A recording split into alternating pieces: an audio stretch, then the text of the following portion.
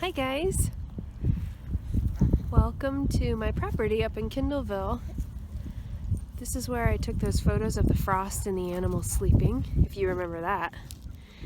I've got Fallon with me today, and we're going to do a couple things for English. We're going to do Sundial of the Seasons up here, so maybe a little bit of a nature hike to get some things to observe for our first journal entry. So this is crazy, this is different, but let's make the best of it and take down as much as we can, because when you're an adult, you're going to look back and remember this time. So yeah, it's a beautiful day. Skies are blue. There's Remy right there. And let's go find some stuff to do. Let's go find some nature. So since we're starting out the week, what I wanted to do is I want to find something that we can watch throughout the week and see how much it grows. I don't know if you remember from one of the Sundial of the Seasons readings, it talked about the daffodil shoots like green fingers thrusting through the mulch.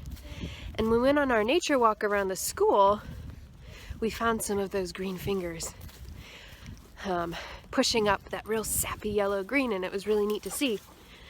So the first thing that I'd like you to do is I would like you to find something around your house, growing outside, maybe the landscaping, or even if you live around any kind of woods or a park, take a walk, find something that is coming alive for the season. You can see behind me a lot of the landscape still looks like it's yellow, dry, those dulled winter colors. But if you actually get up close to it, there are things coming through that are greening up. So the purpose of this is to notice something and then watch how much it grows in just a week. Now I know some of you guys might be traveling over spring break, so I don't expect you to do it over spring break, but how about Monday through Friday? I want you to look outside at the thing you've chosen every day and see how much it's grown, and if it's changed in color, and how much taller it's gotten, or even if it looks like it might be close to blooming. There are little tiny flowers in the forest that are close to blooming. Daffodils will be a little bit. Maybe some hyacinths. I know that those are bulbs that come up. But I'm going to show you a couple things in the woods that are coming up. And we can kind of monitor those things as the days progress. Here's some really neat moss that's starting to green up nicely, and you can see little sprouts of things starting to come up. It's small, but it gets you excited and it lets you know that winter's finally over.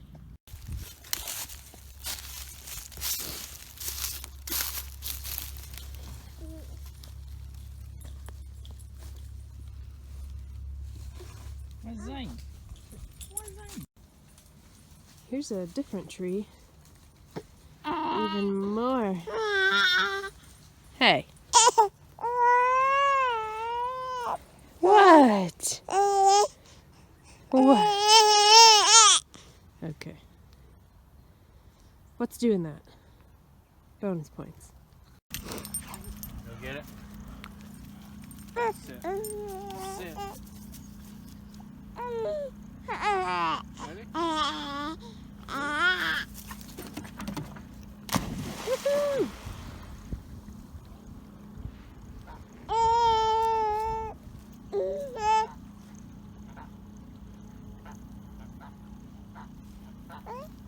And she's never coming back.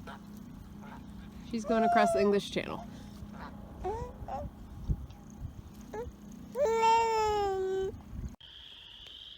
Hi.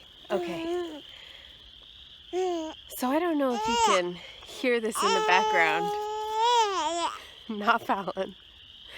There are all these noises, the chirping sounds.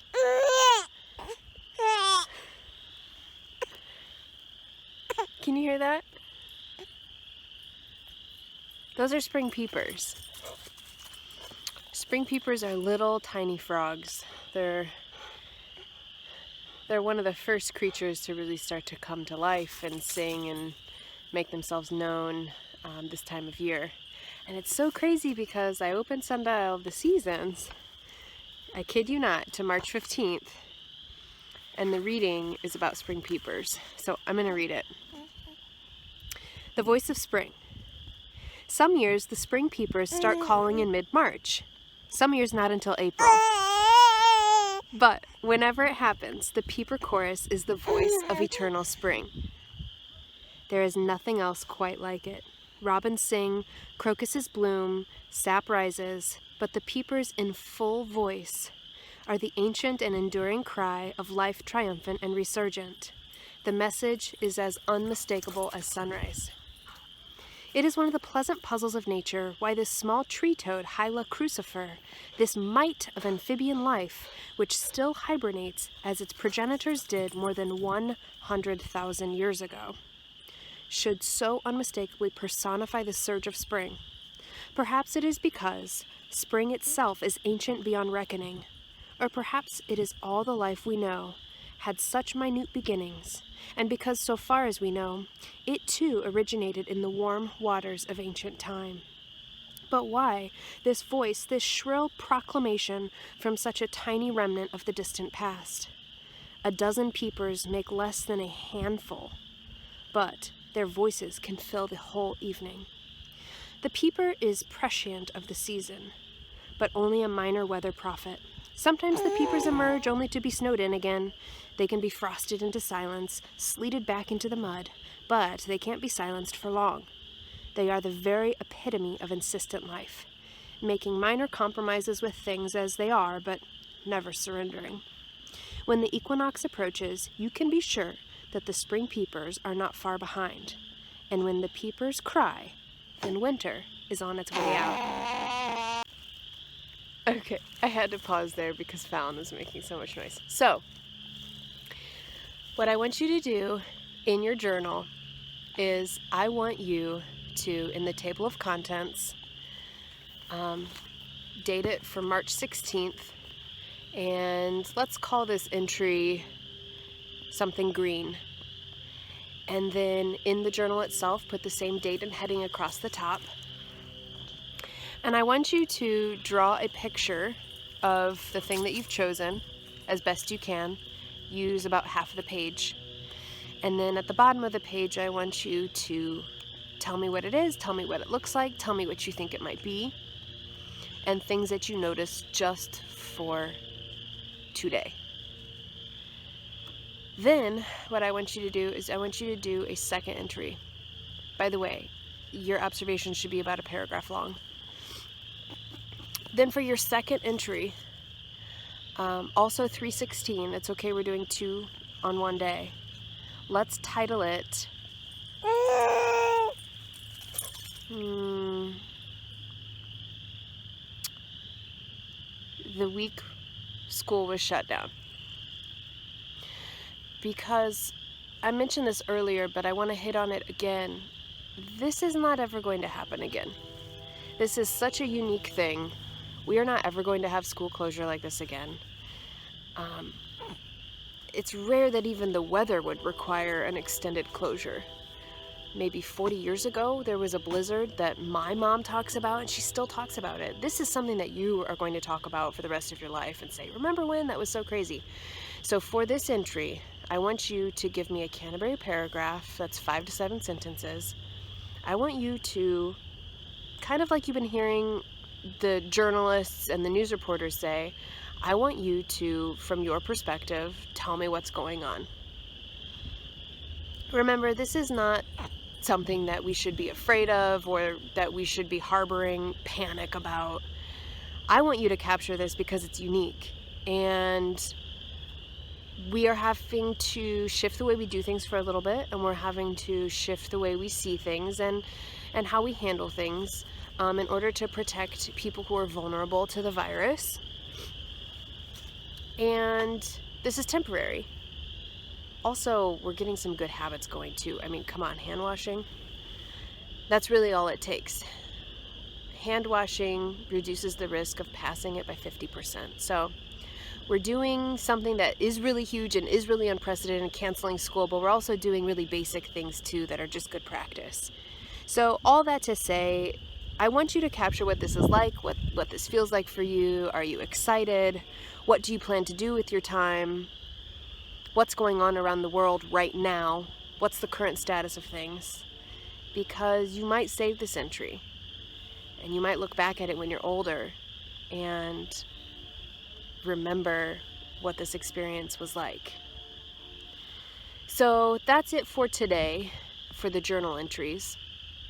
Those 2, and I think I might do 2 a day, just because we have the time to do it. As for vocab, we are going to start the next unit, so that means for Unit 12, I'd like you to read the article and fill in the definitions tonight. You can work ahead if you have time available to you, but as you know, I like to break those activities into 2s. So you have 2 journal entries and 2 of the activities in Vocab Unit 12 tonight in your orange book. If you have any questions, email me. I get them through my phone so I can get back to you pretty quickly. But really use this week to sort of think about what you want to do. Treat it as an independent study. This is your responsibility. I'm empowering you, and you're empowering yourself to get things done and to do the right thing and to keep your mind focused on your responsibilities as this time unfolds. And that's kind of cool. People your age often aren't given that level of responsibility, so I'm curious to see how everybody handles it. And I think you're going to rise to the challenge, and I think you're going to grow a lot and learn something about yourself, that you're able to do more than you thought, that you actually enjoy sitting down and writing for 15 minutes or so. You know, if we don't capture things in our journals or vlogs, the days sort of slide one into the next, and we don't really remember them that well because they kind of blend together. So this is a really neat way to sort of take a photograph with words of what's going on with you and with the world. So I'm excited to, when we get back, read your journal entries. We'll share out some of our entries, and keep clicking.